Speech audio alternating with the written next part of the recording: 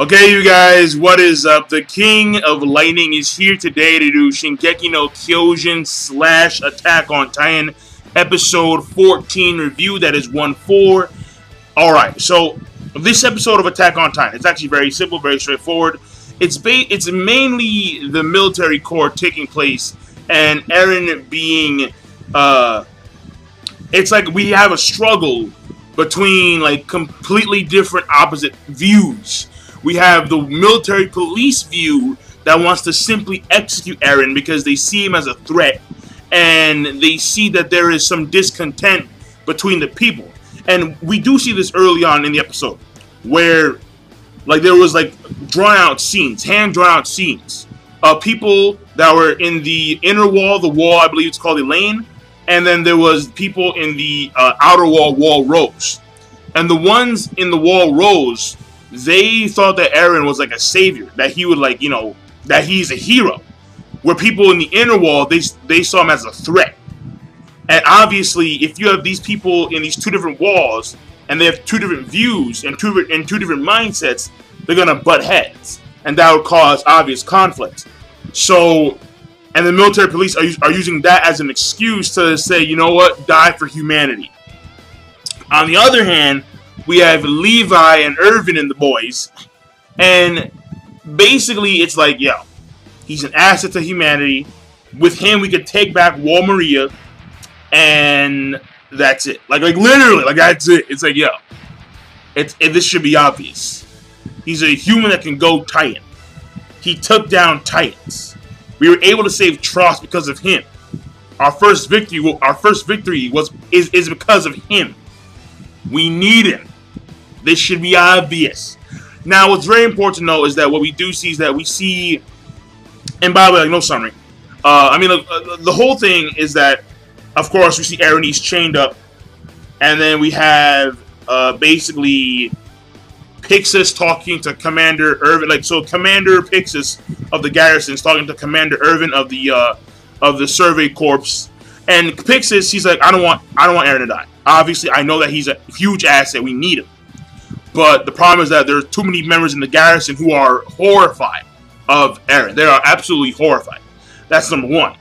And number two is that he's heard about Commander Irvin, and he believes that Irvin can do something about it. And Irvin says, and so he asks him, like, can you do something about it? He's like, no, but I do have a proposal. And we see what that proposal is after Levi beats the living shit out of Eren in front of the Commander-in-Chief, Zakel. But the main thing about it is that the Survey Corps, the majority of the people there are not exactly normal. All right, I mean, we see Mike. He's literally he's sniffing, or he is sniffing Eren. Like he's just like a dog. It's like, and then he smirks like, yeah, I gotta just sniff you. It's like, wait, like why? What's going on? And then we have the other chick who is, you know, she's really obsessed about Titans and like dissecting them and finding out what they're all about. And her name is Zoe. Hanji Zoe, I believe that's her full name. So, like, and that's what we've seen so far. I mean, of course, there's obviously Levi, and Levi, he's not exactly normal. So, on a base norm, the people who are part of the Survey Corps are not normal. So, Eren, of course, being a human that can go Titan, that's not exactly normal. So, he fit right in. I mean, like, that's the whole thing that, well, not fit right in, but he'd be better off there, much better off there than he would be anywhere else, especially in the military police that execute him, and then in the garrison, things wouldn't work out too well at all. So that's the way it is. The best choice is the Survey Corps, and plus, if he does go Titan, the Survey Corps, they do all their work outside of the immediate population, which means that they do all their work. They're gonna probably do like all their work with Eren like outside, like in the Wall Maria area, which of course we know is Titan infested. And if they do take back the Wall Maria outside, in the outside world, which we have yet to see, because, well, Titans, they've flooded in Wall Maria, and it's like, fuck, what do you do now? So But that was like the whole premise of the episode, and just seeing like the whole entire tribunal take place, and then we don't see the actual decision that Zako makes on the spot. But the end result is, of course, Eren being taken in under Levi's wing. You know, being personally watched by Levi. You know, it is what it is. And if you mess around, well, you get the boot to the face. That's right, man. You get the boot to the face. It's like, fuck you, man. But oh yeah, by the way, I forgot.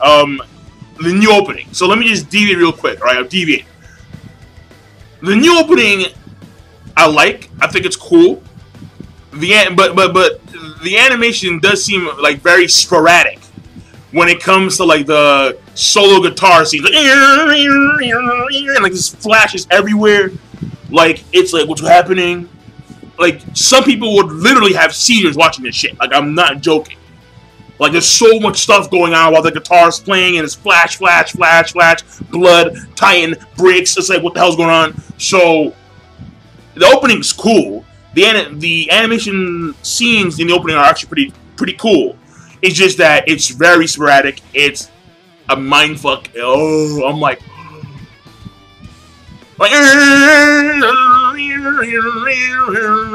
but the beginning of the opening I thought was very nice. It was like almost like an anthem, you know. I mean, I can't, you know, speak Japanese. I can't do it. I mean, I'm not there yet, man. I'm not there yet. But it was like an anthem, like the way it was structured with that song, like da da da da da da da da. Like it was nice. It was nice.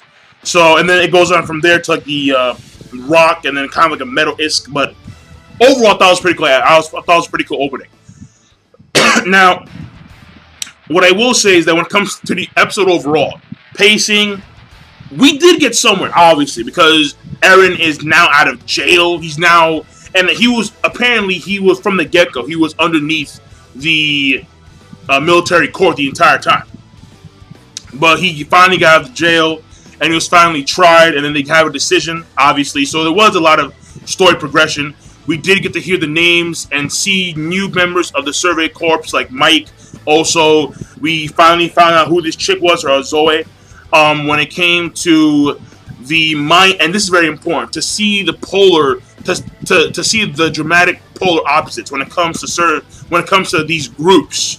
Like in the inner wall, they see Eren as a threat, but in the outer wall, they see him as a hero, and they can take back Wall Maria, so people can have more like so people can have more land to farm and so on and so forth. When it came to the actual polar opposite mindset between the leader of the military police, which I knew his name was Nikkei, or whatever his name was. I forgot his name, but you know, like the leader of the military police and the leader of the Survey Corps, complete polar opposites, right? He's a threat, he's an asset, and it's that whole human butting heads. We're always butting heads. We're always fighting amongst each other instead of actually focusing our energy and efforts on the main task at hand, which should be to annihilate the Titans. I mean, and that's one thing about the Survey Corps that I really like. The Survey Corps, they have very powerful members, like we seen Zoe fight, and she's pretty damn. She's actually very calm in front of Titans, and is able to kill them very easily. Again, Levi, easy, like it's nothing for him. It's like whatever, fuck it.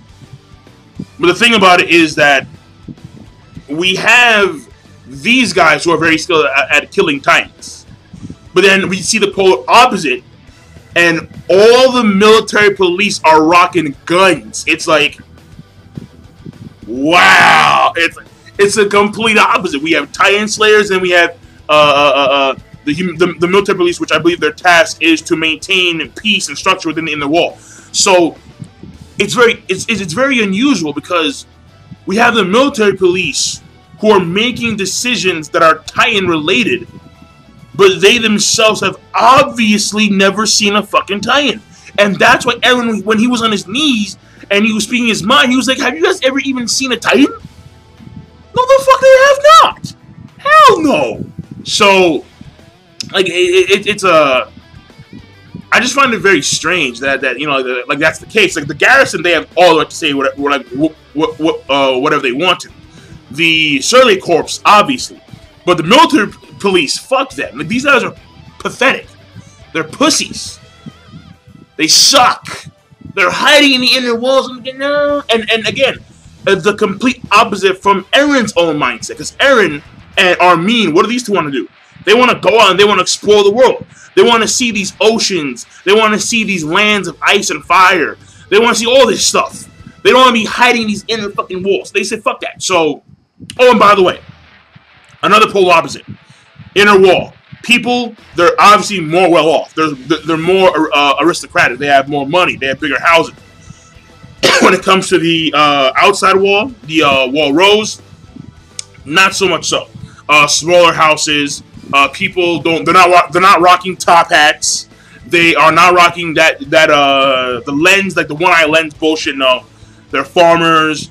There are merchants. They're just regular dudes, regular people and individuals who aren't well off, obviously, who struggle to make ends meet every day, probably, and they're the ones suffering. And that's why we have, again, Commander, Levi, who was talking to one merchant. He was like, "You're a pig, like, pigs like you." And when you say we, you mean us, who have to take care and seal these gates. And there's no guarantee that Titans are going to come in the middle of the process, and more of us will die. But you don't understand that because you're a fucking pig. Like, all you do is live in the inner wall and hide.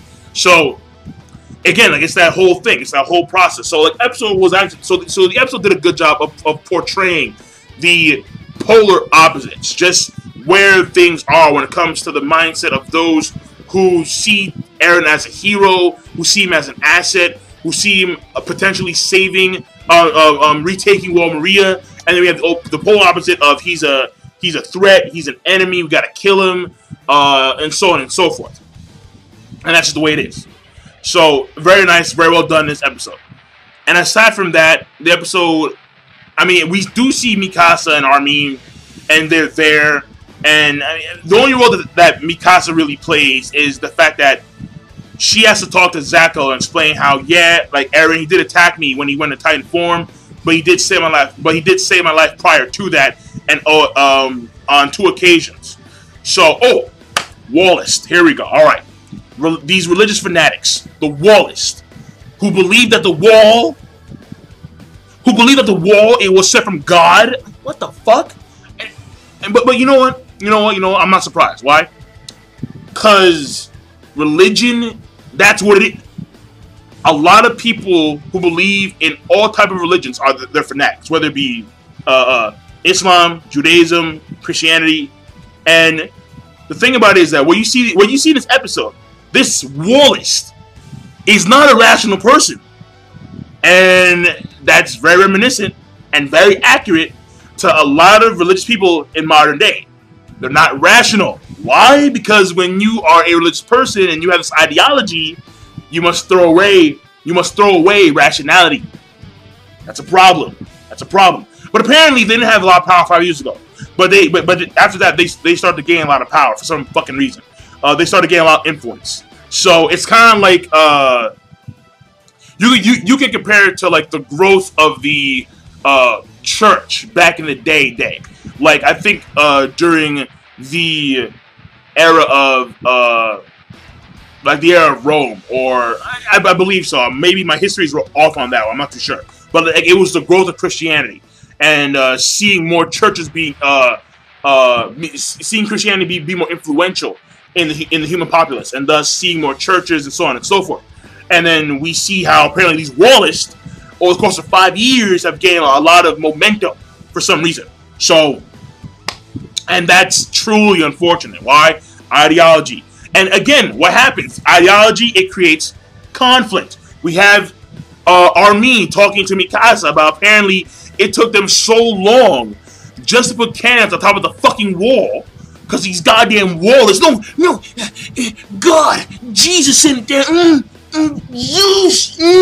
Get out of here. Fucking all right. But basically, episode overall, animation moderately on point, especially during the beatdown. That all kicks and knees, just kicks and knees, like fuck you. And then blood everywhere. We see the anger in Mikasa's face. seeing the actual the inside of the military court, where we have the trainee symbol, we have the symbol of the garrison, survey corps, and military police. So animation overall is pretty good, as usual. When it came to pacing, we actually did a lot. We did make a lot of progression. And when it came to story, when it came to character development, not so much so with the characters, but Levi sort of. You feel me?